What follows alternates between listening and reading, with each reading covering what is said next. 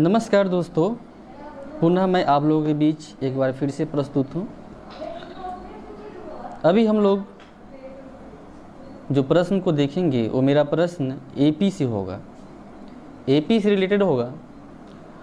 और सबसे पहली बात कि एपी के प्रश्न को हम सोल्व कैसे करेंगे आपकी डीएलएड की एग्ज़ाम के लिए, उसको हम देखेंगे। पहले मैं कलर चूज कर लेता हूँ। चलिए, ओके। सबसे पहली बात कि हम लोग पहले एपी के फार्मूला को समझेंगे।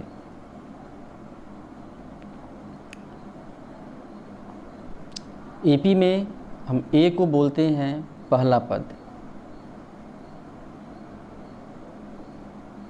पद, एन को बोलते हैं पदों की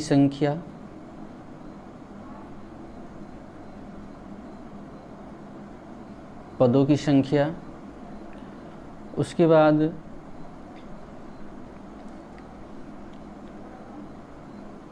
डी बराबर होता है A2 माइनस A1, मतलब दूसरा पद माइनस पहला पद। फिर इसके बाद अगर हमसे ये पूछे कि कोई श्रेणी दिया हुआ है वो एपी में है कि नहीं है, इसके लिए हम लिखते हैं D1 इक्वल टू D2 लिखते हैं।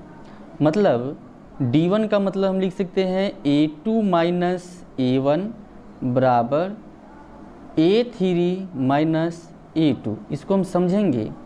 D1 का जो फार्मूला, तो जो हम यहाँ पर D लिखे हैं, यहाँ पर जो हम D का जो लिखे हैं A2 माइनस A1, क्योंकि हमें सिर्फ डिफरेंस निकालना था, इसको हम D शॉर्ट में लिखते हैं, लेकिन ये होता है आपका CD कहने का मतलब होता है कॉमन डिफरेंस।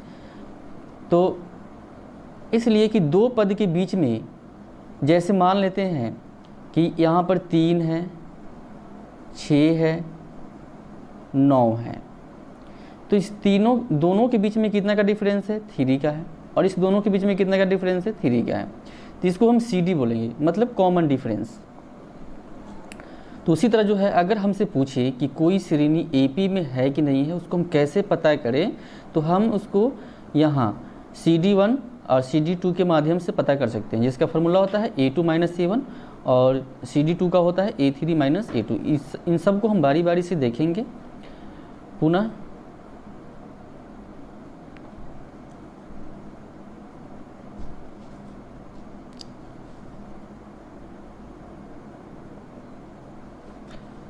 फिर उसके बाद में AN इक्वल टू होता है A plus N minus 1 into D। अगर हमसे AN पूछेगा, जिसमें अगर AN पूछेगा तो उसमें A का वैल्यू रहेगा, N का वैल्यू रहेगा और D का वैल्यू रहेगा, ये तीनों का रहेगा। फिर हम AN पर बैठाएंगे। उसके बाद SN इक्वल टू होता है N/2 into 2A plus N minus 1 into D। मतलब ये हो गया योग निकालने के लिए। जैसे ही हम योग निकालेंगे उसमें ये फार्मूला हम अप्लाई करेंगे। फिर से उसके बाद ये तो हम लोग समझ गए कि A इक्वल टू होता है पहला पद, फिर A2 इक्वल टू होता है A plus D, A3 equal to होता है A plus 2D, A4 equal to होता है A प्लस 3D। तो इस तरह से हम एक एक कम करके, हम जहाँ तक होगा, हमसे जितना ही पद पूछेगा उसको हम आसानी से निकाल सकते हैं।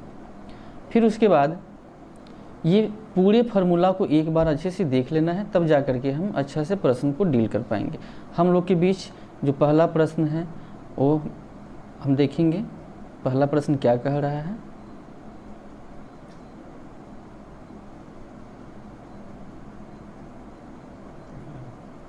पहला प्रश्न हम लोग का कह रहा है, हाँ, पहला प्रश्न कह रहा है AP 2, 5, 8, 11 का 9वां पद है। AP 2, 5, 8, 11 का 9वां पद है। इसको हम साफ कर देते हैं पहले इसको।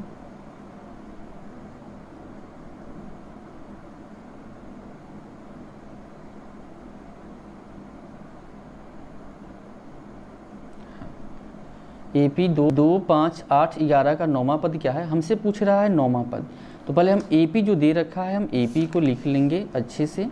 AP मेरा क्या दे रखा है, 2, 5, 8, 11, 2, 5, 8 और 11 डॉट डॉट डॉट। हमसे पूछ रहा है 9वां पद। 9वां पद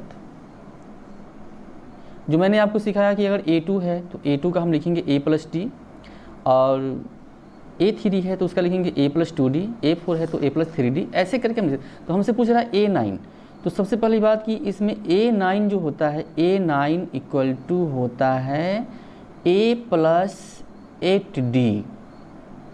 ये हो गया, A+8D होता है A9 का फॉर्मूला, जिसमें मेरा A का मान है 2, तो यहाँ पर हम 2 लिखेंगे, प्लस मेरे फार्मूला में ही 8 है तो 8 लिखेंगे, इनटू D का मान।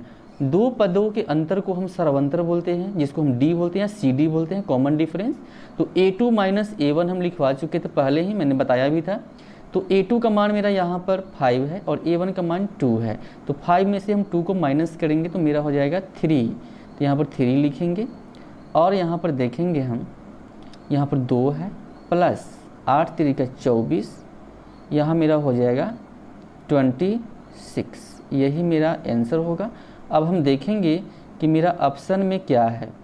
ऑप्शन में 26 है कि नहीं है, लेकिन हाँ यहाँ पर मेरा ऑप्शन में 26 है। यहाँ सी मेरा आंसर हो जाएगा, इसमें मेरा सी आंसर हो जाएगा। उसके बाद पुनः क्वेश्चन जो है कह रहा है, यदि AP के 3 क्रमागत पद P-1, P+3, 3P-1 है, तब P का मान निकालना है। ये बहुत ही मस्ट VVI क्वेश्चन है। ये हो सकता है कि आपके डीएलएड के एग्जाम में पूछे, क्योंकि ऐसा लग रहा है कि पूछेगा ही पूछेगा। हम लोग के बीच प्रश्न संख्या 2 है। 2 कह रहा है, यदि AP के 3 क्रमागत पद P-1, P+3, 3P-1 है, तब P का मान होगा। जब आपसे P का मान पूछ रहा हो और हमारे पास 3 A3 तक दिया हुआ हो, तो उसके लिए हम लोग क्या करेंगे, सीधा लिखेंगे D1 इक्वल टू D2। अब इसमें करना क्या है, यहाँ हम लिखेंगे D1 का जो फार्मूला होता है A2 minus A1 equal to A3 minus A2। अब देख रहे हैं कि मेरा A2 का मान क्या है, ये आपका हो गया A1 का मान, ये आपका A2 का मान, और ये आपका A3 का मान है। तो A2 का मान मेरे पास P+3 है, यहाँ हम P+3 लिखेंगे, ब्रैकेट में रखेंगे इसको, यहाँ पर माइनस है माइनस देंगे, और A1 का मान है P-1, तो यहाँ पर P लिखेंगे, -1 लिखेंगे, इक्वल टू A3 का मान है 3P-1, तो यहाँ पर 3P-1 लिखेंगे, इसको भी ब्रैकेट में रखेंगे, माइनस A2 का मान है मेरे पास P+3, P+3, इसको भी ब्रैकेट में रखेंगे।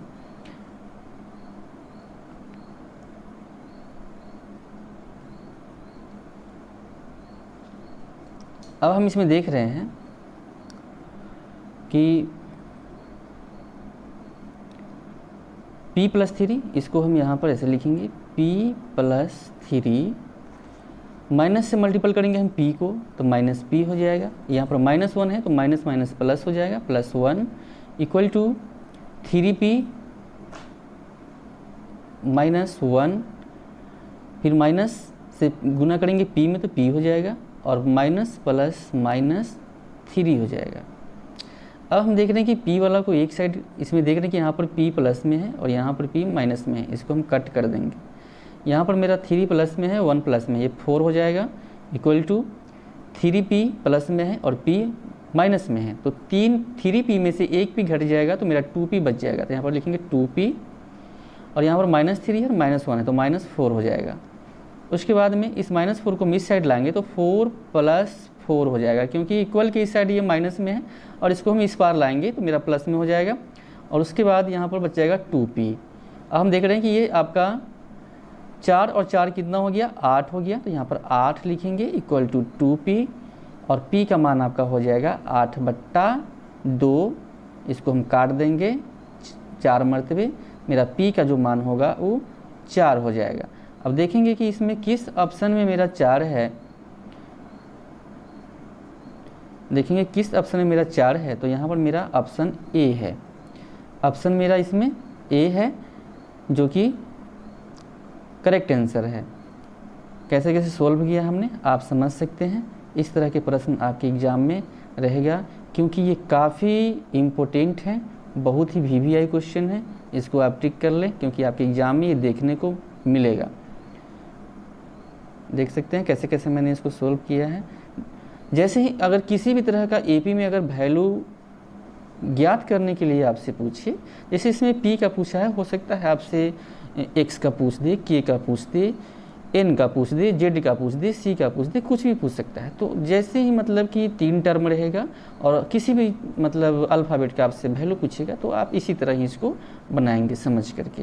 काफ़ी इजी प्रोसेस है ये, और ये आपके एग्ज़ाम में रहेंगे ही रहेंगे। तो हम लोग नेक्स्ट क्वेश्चन की तरफ देखिए।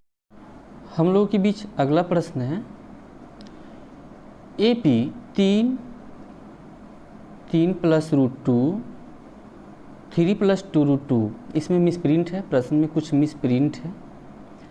ये प्रश्न मेरा 3 + √2 3 + 2√2 ये होना चाहिए। तो पहले तो मैं AP आप लोगों का सही से लिख देता हूँ। AP जो है सही से लिख देता हूँ। AP जो हम लोग का दे रखा है वो है 3 + √2, उसके बाद फिर है 3 + 2√2 ये है। अब हम देख रहे हैं इसमें कि हमसे पूछ रहा है कि सारवंतर है। सारवंतर मतलब डी निकालने के लिए पूछ रहा है, तो हम डी बराबर होता है आपका A2 - A1। अब यहाँ पर हम देख रहे हैं कि मेरा A2 का मान 3 + √2 है और A1 का मान 3 है। तो यहाँ पर पहले हम A2 का मान लिखेंगे, यहाँ लिखेंगे 3 + √2 और यहाँ माइनस है और माइनस यहाँ पर रख देंगे हम A1 का मान 3। ये मेरा माइनस में है और ये मेरा प्लस में है, तो ये ये माइनस से +3 कट जाएगा, बच जाएगा मेरे पास √2। यही मेरा सार्वअंतर हो जाएगा, जो हमारा ऑप्शन नंबर C है। C सही होगा, लेकिन इसमें डबल √2 कर दिया है, तो हम लोग एक ही √2 को समझेंगे, डबल को नहीं समझेंगे, क्योंकि कभी भी डबल नहीं होता है। यही मेरा आंसर हो जाएगा। हम लोगों के बीच अगला प्रश्न है, कह रहा है AP 20 25 30 ... 100 में कितने पद हैं। मतलब हमसे n पूछ रहा है। जैसे ही बोलेगा कितने पद हैं तो ये मेरा n पूछता है। उसके बाद अगर पूछेगा कि 13वां पद क्या होगा तो उसमें n दिया रहता है, लेकिन इसमें कह रहा है कि 20 25 30 ... 100 में कितने पद हैं। यहाँ पर फैन लिखा हुआ है, गलत है, ये सही नहीं है, आप लोग इसको नहीं लेंगे। तो यहाँ पर हम देखेंगे कि मेरा इसमें A बराबर जो है A बराबर 20 है और D बराबर है मेरा A2 - A1 होता है, तो 25 - 20 करेंगे तो मेरा 5 आ जाएगा। उसके बाद में जो 100 है इसको हम AN मानेंगे, तो AN = हो जाएगा मेरा 100। मैंने सिखा रखा था आप लोग को कि जैसे ही ये तीनों दिया रहे, अब इसमें हमसे पूछ रहा है n पूछ रहा है, जब 3 दिया रहे तो हम इसको बैठाएंगे an के फार्मूला पर। तो मेरा an बराबर जो होता है फार्मूला होता है A + n - 1 × D। मेरे पास an का वैल्यू दे रखा है 100 लिखेंगे यहाँ पर। उसके बाद a का वैल्यू है 20 लिखेंगे, प्लस n हमें निकालना है n माइनस d का वैल्यू हमने निकाल रखा है 5, तो यहाँ 5 होगा।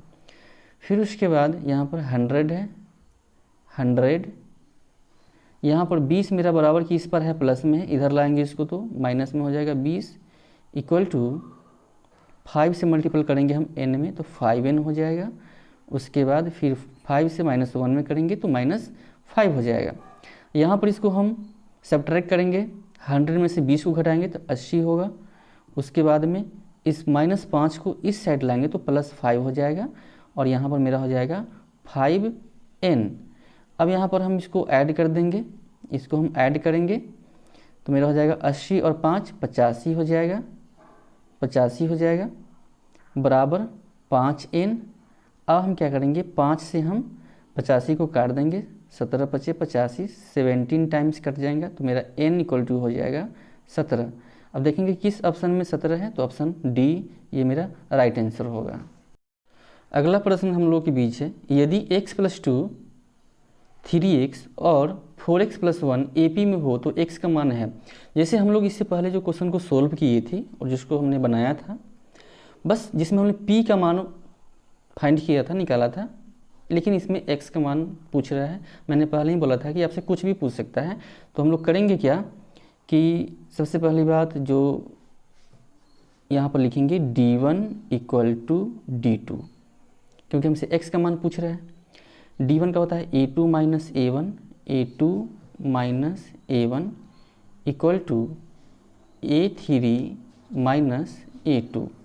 अब हम यहाँ पर देख रहे हैं कि a2 का मान 3x है, यहाँ पर 3x लिखेंगे, माइनस a1 का मान है x + 2, x + 2 equal to a3 का मान हमारे पास है 4x + 1, 4x + 1, इसको ब्रैकेट में रखेंगे और उसके बाद a2 का मान है 3x तो -3x यहाँ पर हो गया।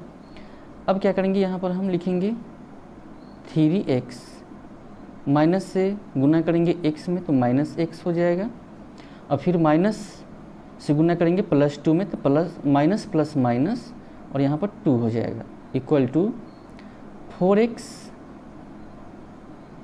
+ 1 और -3x। अब देखेंगे यहाँ पर 3x में से x जाएगा तो यहाँ बचेगा 2x और यहाँ पर -2 है इक्वल टू 4x में से 3x को माइनस करेंगे तो यहाँ बचेगा x और +1। फिर हम देख रहे हैं कि यहाँ पर 2x है, यहाँ पर x है, इसको इधर लाएंगे तो माइनस होगा, तो यहाँ पर हम लिखेंगे, इसको हम समझ लेते हैं, इसमें 2x - x इक्वल टू यहाँ पर 1 है तो 1 लिखेंगे और यहाँ पर देखिए -2 बचा हुआ है, यहाँ पर -2 बचा हुआ है तो इसको हम इधर ले जाएंगे, बराबर के उस पार ले जाएंगे तो मेरा +2 हो जाएगा। तो 2x में से x जाएगा तो 1x बचेगा और यहाँ पर 2 और 1 3 हो जाएगा, जिसमें मेरा ऑप्शन नंबर बी सही है, मेरा राइट आंसर है। हम लोगों के बीच अंतिम प्रश्न है, ये कह रहा है यदि AP की प्रथम पद 2 और सार्व अंतर 3 हो तो AP के प्रथम 3 पद होंगे। तो 3 पद कौन सा होगा? A बराबर दे रखा मेरे पास, A बराबर दे रखा मेरे पास 2 है और सार्व अंतर जिसको हम लोग D बोलते हैं, D का मान 3 दे रखा है। तो A तो पहले हो ही गया, पहला पद तो हो ही गया कि 2 है, तो हमने देखेंगे कि 2 3 ऑप्शन में दे रखा है। फिर हम A2 निकाल लेंगे, A2 बराबर होता है A + D, तो A का मान है मेरे पास 2 और D का मान है 3, ये हो जाएगा 3 और 2 5। अब देखेंगे किस में है, 2 और 5 मिल गया। फिर तीसरा भी निकाल ही लेते हैं, A3 बराबर होता है A + 2D, 2D होता है तो A का मान मेरे पास 2 है और प्लस 2 × D का मान 3 है। अब हम देखेंगे यहाँ पर 2 + 3 दूनी 6, 6 और 2 8, तो पहला पद मेरे पास 2 है और दूसरा 5 आ गया और तीसरा 8 हो गया। देखेंगे किस ऑप्शन में है, 2 5 8 मेरा बी में है, तो मेरा बी सही आंसर होगा, बी मेरा सही आंसर होगा। अगर आप लोग को वीडियो अच्छा लगे तो वीडियो को लाइक करें, चैनल को सब्सक्राइब करें, ताकि मैं कोई भी वीडियो डालूं डीएलएड से संबंधित तो आप लोग के पास जल्दी पहुंचे और आप लोग अच्छे से एग्ज़ाम की तैयारी कर सकें। बेसिकली इसमें कुछ नहीं होता है, डीएलएड का एग्ज़ाम आप लोग के समक्ष नया हो रहा है और ये पहली बार ऑनलाइन हो रहा है, जिसमें आपका 10th लेवल का ही सब कुछ रहेगा, कुछ भी हो, साइंस हो, मैथ हो, SST हो। हाँ, इसमें कुछ नया ये है कि आपके पास रीजनिंग जो है वो नया है, और उसका भी मैं कल उसका भी वीडियो मैं आप लोग के समक्ष डालूँगा, और मैं आशा करता हूँ कि आप लोग को समझ में भी आएगा। और अगर इसमें कहीं भी आप लोग को परेशानी हो कि हाँ मुझे इसमें ये समझ में नहीं आया, तो आप लोग हमें कमेंट करके ज़रूर बताएं। मैं पुनः कोशिश करूँगा कि आप लोग को समझ में अच्छी तरह से आ जाए। Thank you.